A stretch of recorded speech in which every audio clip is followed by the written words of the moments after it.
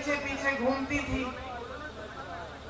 पहली बार जब मैं अमेठी आई तो शायद मैं 10 साल की थी। मुझे याद है चुपचाप से उनके पीछे बैठती थी, वो जीप चलाते थे, हम लोग राहुल और मैं पीछे बैठ के एक दूसरे की नोक-झोंक यूं कर करके देखते थे कि पिताजी क्या कर रहे हैं, किस तरह से लोगों से मिल रहे हैं, प्यार से मिल रहे हैं, लोग उनको कैसे मिल रहे हैं। तो एकदम जो पहली सीख मुझे मिली कि एक नेता और जनता के बीच में कैसा रिश्ता होना चाहिए, तो उस उम्र में अपने पिताजी से मिली।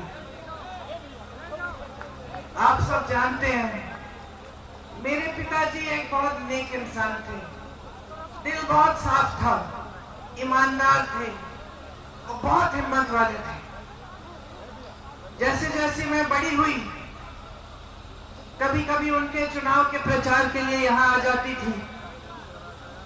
पहली बार जब मैं 20-25 दिनों के लिए यहाँ आई तो अपनी माता जी के साथ उनके प्रचार में आई और यहाँ का तारपुर का जो गेस्ट हाउस था वहां पे हम लोग रहते थे। उस समय कुछ सारा साधन नहीं थे, प्रचार भी अलग तरह से होता था, गांव गांव जाते थे, मैं माता जी के पीछे पीछे जाती थी। पिताजी चुनाव जीते, प्रधानमंत्री उस समय थे, अमेठी के लिए जितने काम कर पाए उन्होंने किए। यहाँ पे बड़े बड़े उद्योग खोले, सड़कें बनाई, उस समय इंडिया मार्क 1 होता था, हर जगह इंडिया मार्क 1 लगवाया, जहाँ रास्ता नहीं था रास्ता बनवाया, जहाँ सड़क थी खड़िंजा लगवाया, खड़िंजे पे पक्का किया। बार बार आते थे, अपनी जीप में बैठ के गांव गांव जाते थे, कभी आप सबसे डांट खा लेते थे, कुछ मांग थी आपकी वो पूरी नहीं हुई थी, शायद एक सड़क या एक नलका, आप डांट भी लेते थे, प्यार से आपकी डांट सुनते थे। ये सब बातें मैंने देखी।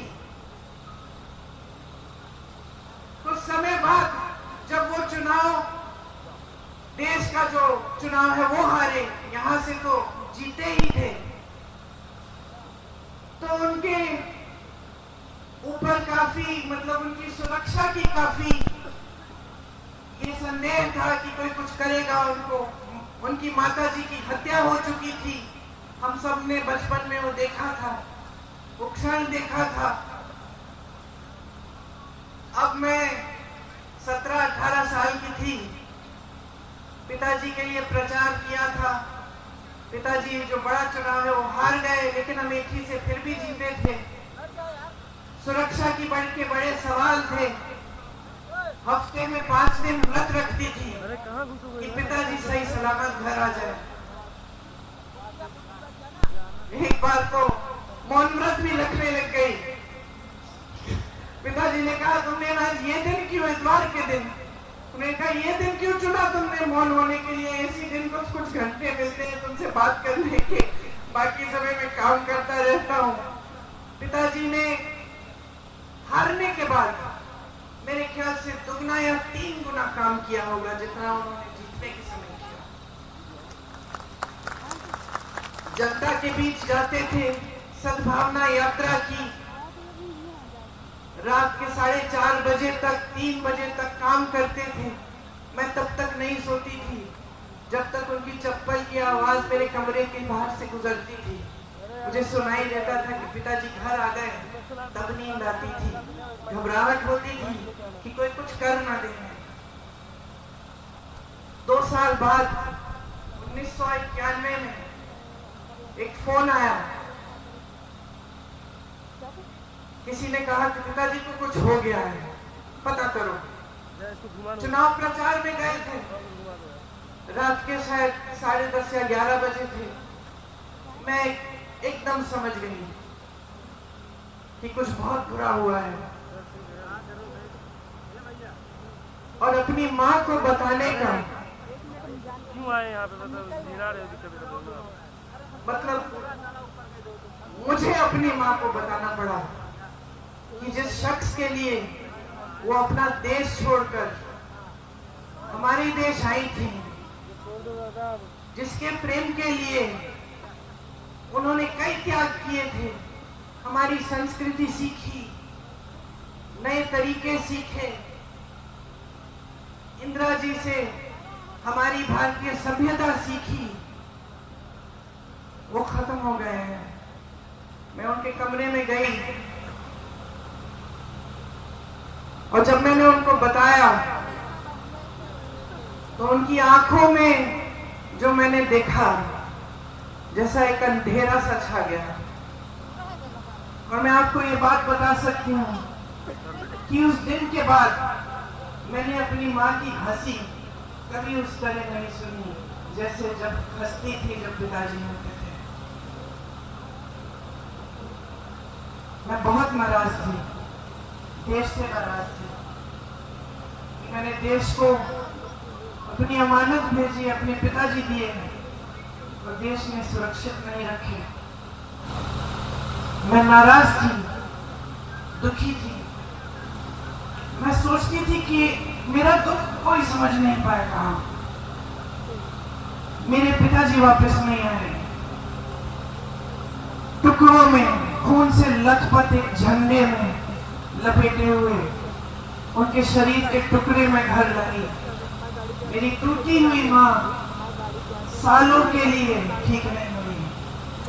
उन्होंने पहले ही इंदिरा जी की हत्या का सदमा देखा था, अब अपने पति को खो डाली। बहुत दिनों के लिए खाती नहीं थी, सिर्फ नींबू पानी पीती थी, 2-4 गिलास मुश्किल से जबरदस्ती करके खिलाती थी। बाहर नहीं जाती थी, किसी से बातचीत नहीं करती थी। 7 सालों के लिए घर के अंदर ही रही, ज्यादा बाहर गई नहीं। उस सदमे से बाहर निकल नहीं पाई। 7 सालों बाद उनको लगा कि कांग्रेस पार्टी संकट में है। उस समय ऐसा लग रहा था कि एक और बार चुनाव आ रहा है, भाजपा उभर सकती है, कांग्रेस पार्टी टूटने वाली थी। तमाम नेता आ रहे थे उनके पास कि राजनीति में आइए, राजनीति में आइए। उनकी बेटी थी, बहुत कष्ट देखा था उनका। मैंने मना किया, मैंने कहा राजनीति में मत आओ, ये लोग तुम्हारा इस्तेमाल करेंगे, तुम्हें भी कुछ हो जाएगा, छोड़ दो, कोई जरूरत नहीं है, संभल जाएगी पार्टी, कोई संभाल लेगा, कोई नेता बन जाएगा। मां ने बात नहीं सुनी, मुझे कहा कि ये जो चित्र है तुम्हारे पिता का, जो मेरे कमरे में दीवार पे लटका है, इसको मैं नहीं देख पाऊंगी। अगर आज मैं मुंह मोड़ लूंगी, पार्टी के लिए आगे नहीं बढ़ूंगी, तो मैं इनको क्या जवाब दूंगी, मैं अपने आप को क्या जवाब दूंगी। तो आगे आई तो ये स्पष्ट था कि पहला चुनाव उन्हें अमेठी से ही लड़ना था। ये पिताजी की कर्म भूमि थी।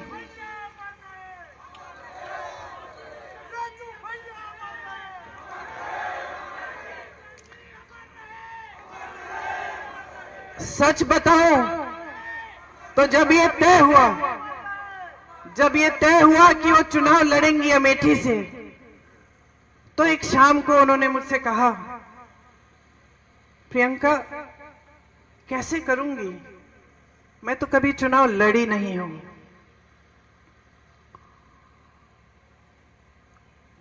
पलक नहीं झपकाई मैंने कहा मां, ये चुनाव मैं आपको लड़के दूंगी, आप आओ मत अमेठी, मैं अमेठी को संभालूंगी।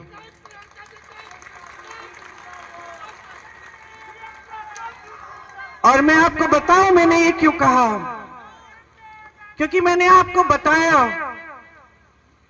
कि जब मेरे पिताजी शहीद हुए तो मैं नाराज थी, दुखी थी।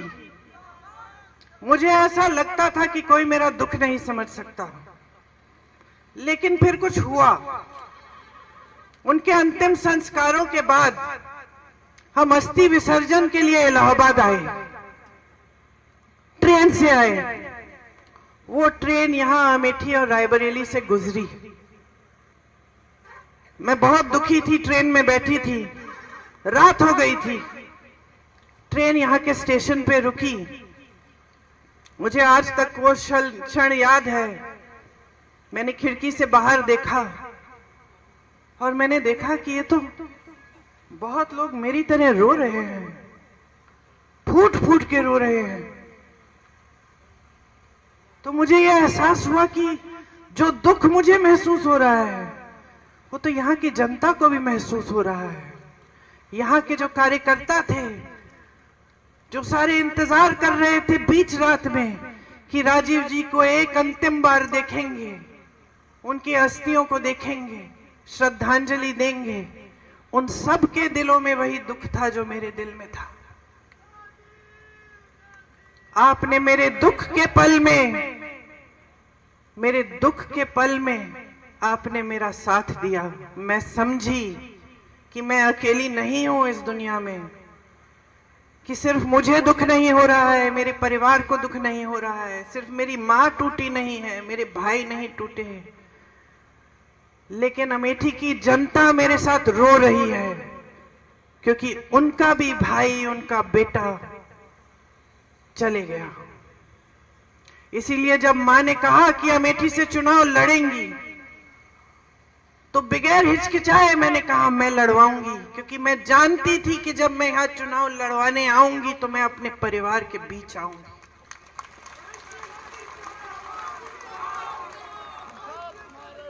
आप सब कांग्रेस के कार्यकर्ता हैं। आप में से बहुत चेहरे मैं पहचानती हूं। बुग्गी जी बैठे हैं उस समय, लेकिन आप कांग्रेस में नहीं थे शायद। आ गए उसके बाद, वापस आ गए उसके बाद।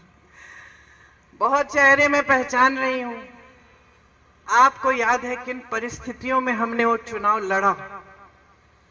मैं आई, आज मेरा बेटा 24 साल का है, उस समय मैं शायद 28 साल की थी। उसको देखती हूँ और कभी कभी यकीन नहीं आता कि उसी की लगभग उसी की उम्र में मैं पहला चुनाव लड़ने के लिए यहाँ पहुंची। उस समय कैप्टन शर्मा सांसद थे। उन्होंने मुझे कहा, ये लो प्रियंका, मैं तुम्हें एक हीरा दे रहा हूं। और उनके साथ किशोरीलाल शर्मा खड़े थे। उन्होंने मुझे ये शब्द कहे, याद रखना ये आदमी वफादार रहेगा, और याद रखना जैसे ये काम करके दिखाएगा तुम्हें बहुत कम लोग मिलेंगे। किशोरी भैया ने और मैंने किन परिस्थितियों में वो चुनाव लड़ा आप सब जानते हैं। मेरे ख्याल से जो बुजुर्ग हैं वो जानते हैं। केंद्र में भाजपा की सरकार थी, प्रदेश में भाजपा की सरकार थी। कल्याण सिंह जी मुख्यमंत्री थे उस समय। यहाँ कोई संगठन के नाम की चीज ही नहीं थी। बहुत साल हो गए थे पिताजी के समय से। लोग थे, कार्यकर्ता थे जो उनसे जिनका लगाव था पिताजी के साथ, जिन्होंने काम किया था उनके साथ, लेकिन संगठन नहीं बना था। रात रात को हम संगठन बनाते थे। ब्लॉक की कमेटियां, ब्लॉक के अध्यक्ष चुनते थे, साथ में बैठकर सबसे पूछ के कि किसको अध्यक्ष बनना चाहिए। और दिन में हम दौरा करते थे, पूरा दिन काम करते थे, पूरी रात काम करते थे। उस समय मशीनें नहीं थी। ये बात होती थी कि कोई बक्से चुरा लेगा, वो सब इंतजाम करना था। बड़ा चुनाव था, सम्मान की बात थी, लेकिन हम पूरी जीत जान से लड़े। और आज भी जो हमारे साथ वो लड़ाई लड़े, जो यहाँ पे मेरे साथी बैठे हुए हैं, आपको याद होगा कि भीषण परिस्थितियों में लड़े, 3 लाख वोटों से जिता के लाए सोनिया जी को,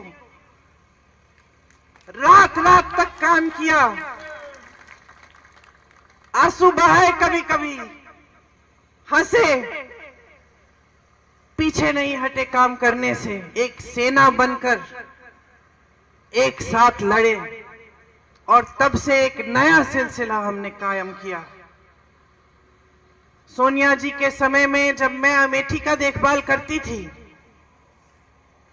तो मैंने बहुत चीजें समझी जो बचपन में समझनी मुश्किल थी।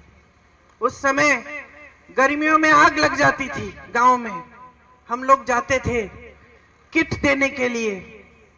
मुझे याद है एक गांव में एक आदमी, एक किसान आया मेरे पास, यूं करके उसके हाथ, उसकी धोती में उसने कुछ बांधा हुआ था।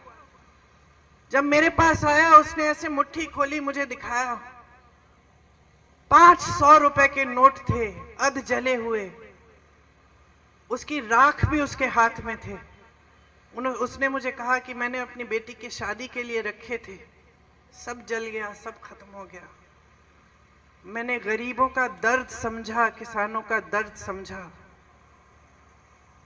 मैंने अपनी बहनों को समझा जब मैं उनके बीच में घूमी और मैंने देखा कि किस तरह के संघर्ष कर रही हैं, किस तरह अपने बच्चों की परवरिश कर रही हैं। मेरी प्यारी बहन यहाँ खड़ी है, तुम्हारी कहानी याद है मुझे। तुमने पढ़ाई नहीं की थी, 8वीं तक शायद पढ़ाई की थी। तुम्हारी इच्छा थी कि तुम्हारी बच्ची बड़ी होकर पढ़ाई कराओगी अपनी बच्ची को, लेकिन तुम्हारे ससुर जी नहीं माने। सही है, ससुर जी नहीं माने तो चुपचाप से, सुनिए, चुपचाप से घर पे फॉल सिलने का काम किया। और जब कोई देख नहीं रहा था तो जाके वो फॉल दुकान में ले जाती थी और वो उससे थोड़ी सी कमाई कर लेती थी, किसी को बताया नहीं। जब परिवार ने कहा कि बेटी को नहीं पढ़ा सकते, रो मत, बहुत हिम्मत वाली हो, बहुत हिम्मत वाली हो। तुम्हारी हिम्मत ने मुझे हिम्मत दी है।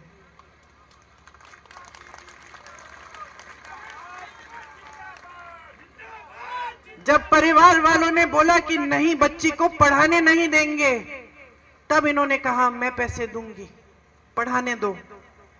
आज बच्ची क्या कर रही है? बीए पास है ना? देखो इनका संघर्ष क्या था। इधर आ जाओ, मंच पे आ जाओ।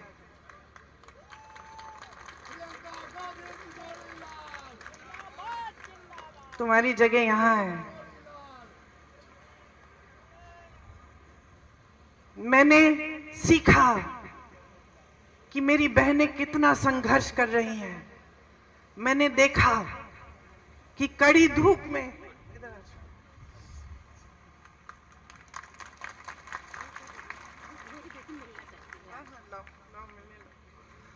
मैंने देखा कि कड़ी धूप में यहाँ का किसान कितनी मेहनत कर रहा है, हर संघर्ष का सामना कर रहा है, कमाने की कोशिश कर रहा है। बैठो ना, बैठो, मेरी जगह में बैठ जाओ, बिठा दो, पूछ जाओ कि कितना संघर्ष कर रहा है, कितनी मेहनत करता है सिर्फ अपने बच्चे को पढ़ाने के लिए, ताकि बच्चे का भविष्य मजबूत हो पाए। मैंने देखा कि यहाँ के गांव-गांव में मेरे पिताजी, मेरे परिवार के प्रति कितनी श्रद्धा है। रात रात तक हम यहाँ के रास्तों से गुजरते थे तो लालटेन लेकर बुजुर्ग लोग हमारा इंतजार करते थे। कभी कभी मेरा चेहरा देख के रो पड़ते थे कि राजीव भैया की बिटिया आई है। मैं समझी कि जनता की श्रद्धा का क्या मतलब होता है, कि उसका आदर करना चाहिए। मैंने देखा कि किस तरह से मेरी माताजी जब आई कैंप में जाकर बच्चों की आंखों में बूंद डालती थी, दवाई डालती थी, तो किस तरह से उनकी माताएं खुश होती थी। बेवाओं को देखा जब हम लोग कैंप लगाते थे, कितनी गरीबी में रहते थे, और हम पेंशन देते थे। उस समय पेंशन मिलता था, बेवा पेंशन कहते थे उसको। मैं समझी कि कितना संघर्ष था आपके जीवन में, और कैसा रिश्ता था आपके बीच, मेरे परिवार के बीच, कि ये राजनीतिक रिश्ता नहीं था, एक प्रेम का रिश्ता था, श्रद्धा का रिश्ता था, सत्य का रिश्ता था। फिर भाई यहां आए, उनका भी चुनाव लड़वाया, सांसद बने,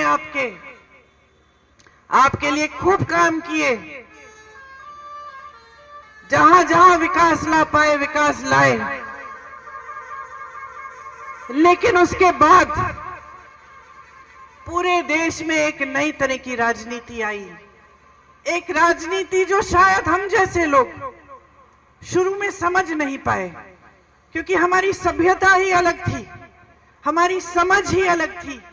हमें सिखाया गया था कि जनता के सामने झूठ मत बोलो, हमें सिखाया गया था कि जनता का आदर करो, हमें सिखाया गया था कि जनता सर्वोपरि है। और हम अपनी आंखों के सामने देख रहे थे कि एक नई राजनीति उभर रही है, जो जनता के जज्बातों का इस्तेमाल कर रही है, सत्ता बटोरने के लिए जनता को गुमराह कर रही है। यहां अमेठी में आए ये लोग क्या समझेंगे, स्मृति जी क्या समझेंगी? ये तो यहाँ पे आपके लिए थोड़ी आई, ये तो राहुल जी को हराने के लिए आई हैं, ये राहुल जी से लड़ने के लिए आई हैं, ये आपके प्रति श्रद्धा की वजह से नहीं आई हैं। वो कैसे समझेंगी ये रिश्ता? इन्होंने झूठ फैलाए कि हम आपकी जमीन हड़पने आए थे, कि जिन महिलाओं के जिस समूह में आप थी, आपको याद है जो परियोजना थी, कि वो परियोजना ही हमने इसलिए बनाई कि हम आपकी जमीन हड़पना चाह रहे थे, कि हम लूट रहे थे आपको, कि हमने कुछ नहीं किया आपके लिए, कि हमारे दिल में सिर्फ परिवारवाद की भावनाएं थी, सिर्फ सत्ता चाहते थे हम, हमारे दिल में आपके लिए कोई भावना नहीं थी। और कुछ ऐसा हुआ कि इन बातों से आप थोड़ा सा बहक गए, कुछ लोग बहके, कुछ लोग दृढ़ रहे। जो भी हुआ, राहुल जी वो चुनाव हारे, और एक पुराना रिश्ता जो आपके बीच, हमारे परिवार के बीच था, वो थोड़े समय के लिए थम गया, लेकिन टूटा नहीं, क्योंकि वो रिश्ता कभी टूट नहीं सकता है। थोड़े ही समय में कोविड आया, कोरोना आया। मुझे याद है, मैं उत्तर प्रदेश की प्रभारी थी, मैं और मेरे साथी 16-16 घंटे फोन पे रहते थे। हमने एक हेल्पलाइन खोली थी उत्तर प्रदेश के लोगों के लिए, कि कहीं संकट है, कहीं फंसे हो, लॉकडाउन हो गया था अचानक, मोदी जी की सरकार ने कोई साधन नहीं दिया था, अचानक कोई सारी ट्रेनें बंद हो गई थी, बसें बंद हो गई थी, लोग अलग अलग जगह जो यहाँ पलायन करके गए थे, यूपी से फंस गए थे। हमने हेल्पलाइन खोली, 16-16 घंटे हम उस हेल्पलाइन के नंबर देखते थे, जवाब देते थे, बात करते थे। मैंने कहा हुआ था अपने साथियों को कि अगर अमेठी रायबरेली का कोई फोन आता है तो मेरा नंबर देना, और मैं कभी नहीं भूलूंगी। एक फोन आया, मैंने उठाया, एक लड़का था, गुजरात में था। उसने कहा आपने हेल्पलाइन का नंबर जारी किया है? मैंने कहा हाँ, बताया नहीं कि कौन हो। उसने कहा यहां पे मेरे साथ 16 लोग हैं, हमारे पास सिर्फ आज रात का खाना है, कल का खाना नहीं है, कुछ नहीं है, क्या करेंगे? मैंने कहा घबराओ मत, आप राहुल भैया को जानते हो? तो उसने कहा राहुल भैया कौन? मैंने कहा राहुल गांधी। उसे हाँ जानता हूं। मैंने कहा मैं उसकी बहन हूं, फिक्र मत करो, मैं किसी को तुम्हारे पास भेजूंगी।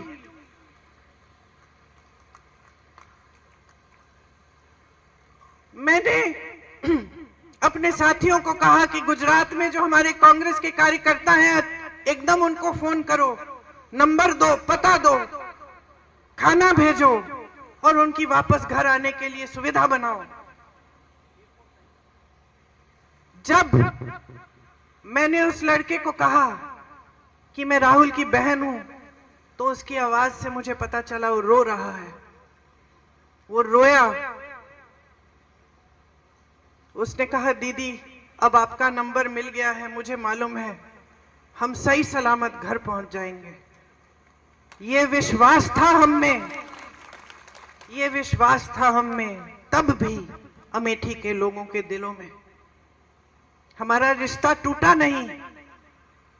हमने पूरी कोशिश की कि अमेठी, रायबरेली के जितने भी लोग अलग अलग प्रदेशों में फंसे थे, घर नहीं आ पा रहे थे, उनके लिए ट्रेन का इंतजाम, बस का इंतजाम, किसी को जीप से घर भेजा। इसलिए नहीं भेजा क्योंकि हम इसका कोई राजनीतिक फायदा उठाने वाले थे। हमने इसलिए भेजा क्योंकि हमारी ड्यूटी थी, हमारा दायित्व था कि उनको घर सही सलामत पहुंचाए। वो हमारे परिवार के सदस्य समान थे। ये है हमारा रिश्ता। हाँ भाई, मुझे मालूम है उसका नाम क्या था, मैं जानबूझ के नाम नहीं ले रही हूं। देखिए, ये जो रिश्ता है हमारे और आपके बीच में, पाक है ये रिश्ता। सेवा का रिश्ता है और शहादत का रिश्ता है, प्रेम का रिश्ता है और खून का रिश्ता है। ये कभी नहीं टूटेगा। यहां आपका कोई भी सांसद बने, यहां कोई भी किसी भी तरह की राजनीति करे, हमारे बारे में आपको 2000 झूठ बोल के चले जाए, आप उन झूठों का विश्वास भी कर लो, ये रिश्ता फिर भी नहीं टूटेगा।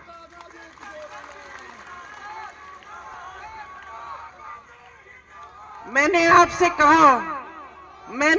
कहा शुरू में कि अगर अपने जीवन में एक ऐसा इंसान था जिसे मैंने पूजा, वो मेरे पिताजी थे। ये मेरे पिताजी की कर्म भूमि है। मैं इस भूमि को भी पूजती हूं। मैं इस भूमि को भी पूजती हूं। ये भूमि मेरे लिए पवित्र भूमि है। ये भूमि राहुल के लिए पवित्र भूमि है।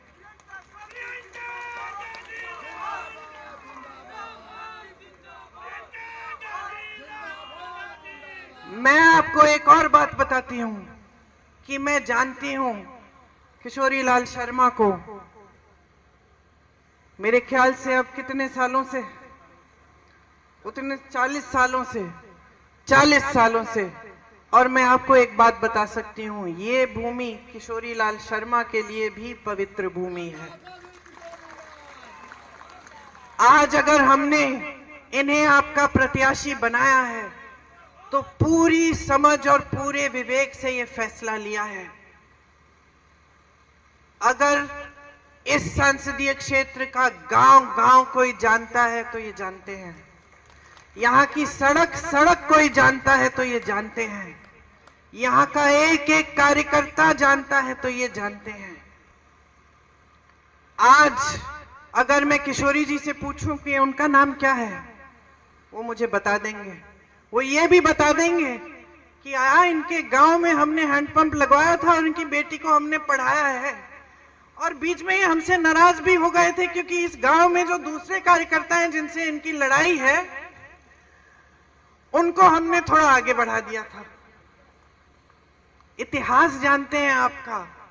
रिश्ते जब हमने बनाए तो इन्होंने भी बनाए, सेवा जब हमने की तो इन्होंने भी की, श्रद्धा जब हमने दिखाई आपके लिए तो इन्होंने भी दिखाई, जब हम आपकी समस्याओं को समझे तो इन्होंने भी आपकी समस्याओं को समझा। इसीलिए आज इनका हक बनता है कि ये आपके प्रतिनिधित्व के लिए यहां आज खड़े हों, क्योंकि उन्होंने उतना ही काम किया है आपके लिए जितना हमने किया है, और उतनी ही श्रद्धा के साथ किया है। आज पूरे देश में जो राजनीति फैली हुई है वो झूठों की राजनीति है, नाटक नौटंकी की राजनीति है। प्रधानमंत्री जैसे बड़े नेता चुनावी मंच पर आकर इतनी हिम्मत नहीं कर सकते कि आपको बता दें कि 10 सालों में उन्होंने कितने रोजगार बनाए, महंगाई को कितना कम किया और क्यों और कैसे। आपके सामने आकर इतनी हिम्मत नहीं है कि आपको बताएं कि कितनी संस्थाएं खोली हैं, कितने बड़े बड़े उद्योग खोले हैं, क्या नया किया है इस देश के लिए 10 सालों की सत्ता को लेकर। प्रधानमंत्री आपके सामने आते हैं, एक ही रट लगा रखी है कि 70 सालों में कांग्रेस ने कुछ नहीं किया, एक परिवार के खिलाफ दिन रात बोलते रहते हैं। इंदिरा गांधी जैसी शख्सियत को जो शहीद हुई इस देश के लिए, जिन्होंने पाकिस्तान को तोड़कर बांग्लादेश बनाया, उनको देशद्रोही कहते हैं। राजीव गांधी जैसे देशभक्त को देशद्रोही कहते हैं। कहते हैं कि राजीव गांधी ने अपनी मां की विरासत को टैक्स न भरने के लिए कानून बदल डाला। वो कभी नहीं समझ पाएंगे। राजीव गांधी ने अपनी मां से धन दौलत नहीं ली विरासत में। विरासत में उनको इस देश के लिए मर मिटने का जज्बा मिला, शहादत मिली, यही उनकी विरासत थी। लेकिन जो लोग सिर्फ सत्ता का मोह लिए घूमते हैं, सिर्फ अपने लिए सत्ता चाहते हैं, ये समझ नहीं पाते हैं कि सत्ता जनता ने दी है, जनता के प्रति दिल में कोई श्रद्धा नहीं है, वो लोग इस बात को समझ नहीं सकते। वो लोग आज आपकी सच्चाई को भी नहीं समझ सकते, कट चुके हैं आपसे। प्रधानमंत्री जी मंच पे खड़े होकर कैसी कैसी बातें करते हैं कि कांग्रेस पार्टी एक्सरे की मशीन लेकर आपके घरों में आकर आपके गहने चुराएगी, आपका मंगलसूत्र ढूंढ निकालेगी और उसको चुरा लेगी, और आपकी संपत्ति किसी एक कौम को दे देगी, और आपके पास 2 भैंसे हैं तो एक भैंस भी चुरा लेंगे। ये ऐसी बातें प्रधानमंत्री जी कर रहे हैं। पद की गरिमा क्या है? पद क्या है? देश के प्रति जिम्मेदारी क्या है? देश क्या सोचेगा? आज देश जवाब मांग रहा है। देश कह रहा है कि हमें ये नाटक नौटंकी नहीं चाहिए। हमने बहुत चुनाव लड़ने दिए हैं आपको धर्म के आधार पर, बहुत हिंदू मुस्लिम कर लिया है आपने। इस चुनाव को हम लड़ेंगे और हम अपने मुद्दों पे लड़ेंगे। आज जनता कह रही है, मेरी समस्याओं को सुनो, पहचानो। महंगाई से जूझ रहा हूं, तड़प रहा हूं, अपने बच्चे को पढ़ा नहीं पा रहा हूं, कोई बीमार पड़ता है परिवार में उसका इलाज नहीं कर पा रहा हूं, मेरी खेती के सामान नहीं मिल रहे हैं, खेती से कमाई नहीं हो रही है, मेरा बच्चा पढ़ा लिखा है, मैंने शिक्षित किया उसको मेहनत करके, लेकिन बेरोजगार है। आज जनता कह रही है मेरी आवाज सुनो। आज जनता कह रही है कि बहुत हो गया है, हमें वो पुरानी राजनीति वापस चाहिए। हमें वो राजनीति चाहिए जिसमें देश का प्रधानमंत्री हमारे गांव में आता था और हम उसको डांटते थे। हम कहते थे कि हमारे बिजली का खंभा लगा दिया आपने, लेकिन तार नहीं लगाया, तार लगवाइए। प्यार देंगे आपको लेकिन वोट नहीं देंगे जब तक आप हमारा तार भी नहीं लगाएंगे। हमें वो राजनीति वापस चाहिए। आज जनता कह रही है कि हमें सच्चाई सत्य की राजनीति चाहिए, झूठे नेता नहीं चाहिए। हमें वो नेता चाहिए जो सच बोलने की हिम्मत करे हमारे सामने। जनता कह रही है कि हम ऊब चुके हैं। ये धर्म के नाम पर, जाति के नाम पर बहुत गुमराह किया है आपने हमको। अब हमारे सामने आओगे तो हमारी बात करो, हमारे मुद्दों की बात करो। चुनाव लड़ोगे तो हमारे मुद्दों पे लड़ो। हमें बताओ हमारे लिए कौन सी स्कीम लाए हो, हमारे बच्चों के रोजगार कैसे दिलवाओगे, हमारा गांव विकसित कैसे करोगे। 10 साल पहले इन्होंने कहा था सबका साथ सबका विकास, आज कह रहे हैं विकसित भारत। 10 सालों में किसका विकास किया? अपने बड़े बड़े खरबपति मित्रों का।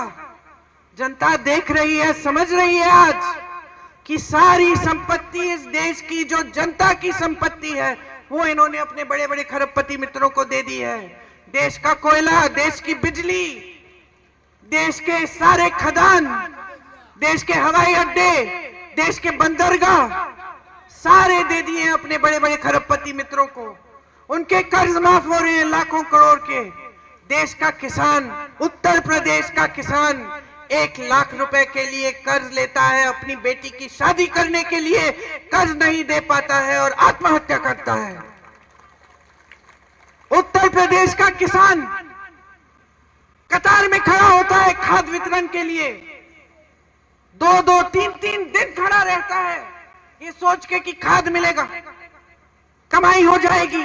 उसी कतार में खड़े खड़े मरकर गिर जाता है। मैं उसके घर गई हूं और उसके लिए 1 रुपया कर्ज माफ नहीं करते ये प्रधानमंत्री। कभी इनको देखा है राजीव जी की तरह, इंदिरा जी की तरह, सोनिया जी की तरह, राहुल जी की तरह आपके घरों में जाते हुए? कभी झुक के किसी दरवाजे के अंदर घुसे हैं, किसी झोपड़ी में? कभी पूछा है किसी किसान से कि किस तरह से कमा रहे हो तुम? पूरे दिन बाहर खेती में काम करते हो, रात को पहरेदारी कर रहे हो, हमारा पशु तुम्हारा खेत चल रहे हैं, कैसे करते हो? सोते कब हो? अपना देखभाल कैसे करते हो? कभी पूछा है इस प्रधानमंत्री ने? कभी नहीं। आप अमेठी के वासी हो, आपके सांसद प्रधानमंत्री थे, झुक के आपके पास आते थे। ये प्रधानमंत्री वाराणसी से बार बार चुनाव जीतते हैं, एक गांव में नहीं गए हैं, वहां एक गरीब के घर में नहीं घुसे हैं, एक बार झुक के आपसे बात नहीं की है। बड़े बड़े मंचों पे दिखते हैं, सारी फोटो खींचते हैं, पिक्चर बनाते हैं, सफेद कुर्ता पहनते हैं, उस पे एक धूल का दाग नहीं दिखता, एक बाल इधर उधर नहीं होता। क्या समझेंगे आपके जीवन के बारे में? क्या समझेंगे आपके संघर्षों के बारे में? कट चुके हैं पूरी तरह। लोग डरते हैं उनसे, उनके सलाहकार डरते हैं, अधिकारी डरते हैं। कौन बताएगा कि आज देश में क्या हालात हैं? उनको तो दिखेगा नहीं, वो तो सोने के महलों में रहते हैं, झूठों से घिरे हुए। क्या क्या बहकी बहकी बातें कर रहे हैं, लोग हंस रहे हैं, उनको ये भी पता नहीं चल रहा है आज की लोग उनकी बातों पे हंस रहे हैं। तो आप कांग्रेस के कार्यकर्ता हैं, हमेशा अपने निष्ठा से काम किया है। अमेठी के कार्यकर्ता हैं, भीषण परिस्थितियों में चुनाव लड़े हैं, डट के लड़े हैं, हिम्मत से लड़े हैं, कभी पीछे नहीं हटे हैं। आप लड़ोगे ये चुनाव, आप ऐसे लड़ो जैसे अपना चुनाव है, जनता का चुनाव है। उनको धन बल से लड़ने दो, हम जनता के बल से लड़ेंगे। उनके पास सारे साधन हैं। मत भूलो कि जब भगवान राम रावण से लड़े थे तो भगवान राम के पास सत्ता नहीं थी, रथ नहीं था, सोना नहीं था। भगवान राम वनवास में थे, लेकिन उन्होंने हिम्मत बनाई, गए लड़े रावण से। उनके दिल में सिर्फ सत्य था। आज ये सत्य की लड़ाई है, ये लोकतंत्र की लड़ाई है, ये संविधान की लड़ाई है, ये इस देश की लड़ाई है, इस देश की जनता की लड़ाई है। ये अपने लिए नहीं लड़ रहे हो चुनाव, ये किशोरी लाल शर्मा के लिए नहीं लड़ रहे हो, ये आप अपनी धरती के लिए लड़ रहे हो, अपने देश के लिए लड़ रहे हो, अपने लोकतंत्र के लिए लड़ रहे हो, अपने संविधान के लिए लड़ रहे हो। मन बनाओ, मन बनाओ। जिस दिन मन बनाओगे तो कोई नहीं हरा पाएगा। इस चुनाव को जीत के जाऊंगी मैं यहां से, मैं आपके बीच आऊंगी, आपके साथ लड़ूंगी और अमेठी के इस पवित्र धरती में सही राजनीति, सत्य की राजनीति वापस लाने के लिए लड़ूंगी और कोई हमें हरा नहीं पाएगा। ये मैं आपसे कह रही हूं, ये वचन मैं आपको देके जा रही हूं। आज आप जब इस मीटिंग से जाएंगे, मैंने रायबरेली में 2-3 दिन पहले जब सभा की थी तो मैंने घंटे गिने थे। अब आप गिन लीजिए कितने घंटे हैं। उस समय वहां पे 330 के तकरीबन थे, अब कम हो गए हैं। 2-4 घंटे सोने के लिए रखिए, बाकी घंटे बाहर जाइए, प्रचार करिए, लोगों को समझाइए, लोगों को इस देश की सच्चाई दिखाइए, बताइए, प्रमाण दीजिए कि कांग्रेस ने जहां जहां सरकार है क्या क्या करके दिखाया है। किस तरह छत्तीसगढ़ में हमने आवारा पशु की समस्या खत्म की, किस तरह कर्नाटका में महिलाएं बस की यात्रा फ्री कर रही हैं, किस तरह आज कर्नाटका में, तेलंगाना में महिलाओं के खातों में पैसे आ रहे हैं हर महीने, किस तरह हमने किसानों को मजबूत किया अपने प्रदेशों में, किस तरह हम ऐसी नीतियां लाए जिससे देश की संपत्ति वापस इस देश की जनता के हाथों में जाए। बताइए, समझाइए, सच्चाई दिखाइए, जनता को कहिए कि जनता जो जी रही है वही सच्चाई है, उस आधार पर वोट दे। तरक्की नहीं आई है आपके जीवन में, 10 साल बीत गए हैं, मोदी जी के झूठ सामने आ गए हैं, हराइए इनको, बदलाव लाइए, एक नई सरकार लाइए, एक नई राजनीति जो पहले पुराने असूलों पर आधारित है वो लाइए इस देश में। मैं आपसे पूरी उम्मीद रखती हूं कि एक सेना की तरह आप ये चुनाव लड़ेंगे, ये चुनाव जीतेंगे और यहां अमेठी से इस पूरे देश में ये संदेश देंगे कि बहुत हो गया है, हमें सच्चाई की राजनीति वापस चाहिए। आपने बहुत ध्यान से मेरी बातों को सुना, मैंने दिल की बात बोली, आपके सामने अपनी सच्चाई रखी। मैं आपकी आभारी हूं कि हर संकट में आपने साथ दिया, मेरे आंसू आपने पोंछे, मेरे साथ आप लड़े, आपने हमेशा हमें आदर दिया, सम्मान दिया। मेरा परिवार जो है इस देश में वो आपकी वजह से है। आपको धन्यवाद देती हूं। एक बार मेरे साथ जोर से बोलिए, जय हिंद। एक और बार जय हिंद और एक बार राजीव जी के नाम जय हिंद। धन्यवाद।